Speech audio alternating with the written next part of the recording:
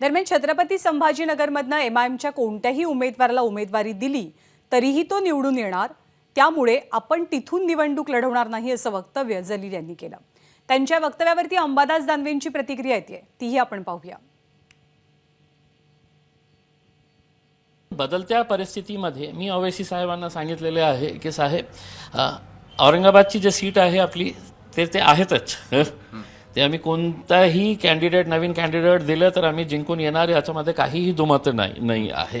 मग आपण दुसऱ्या एरियामध्ये का जाऊन आपल्या पार्टीला आपण वाढवण्यासाठी आपण एक प्रयत्न का करू शकत नाही? म्हणून त्या अनुषंगाने सगळ्या मुंबईची टीम आलेली आहे, त्यांच्यासोबत चर्चा केलेली आहे आणि त्यांचंही म्हणणं आहे की there is nothing to lose. अकोलामध्ये आमची सभा आहे, तर त्यावेळी आम्ही निर्णय घेऊ की कुठे कुठे आपल्याला लढायचं आहे। ज्या पक्षाचा अंतर्गत प्रश्न आहे, दुसरी गोष्ट कुठे उभं राहायचं असेल किंवा नसून उभं राहायचं, तर कोणाची मतं खाणं आणि कोणाला तरी मदत करणं, कारण भारतीय जनता पार्टीची बी टीम म्हणूनच एमआयएम ओळखली जाते। किंवा इथं घाबरले असेल, 5 वर्षात काही काम नाही केलं, या सगळ्या गोष्टी याच्यात असू शकतात। एबीपी माझा, उघडा डोळे बघा नीट।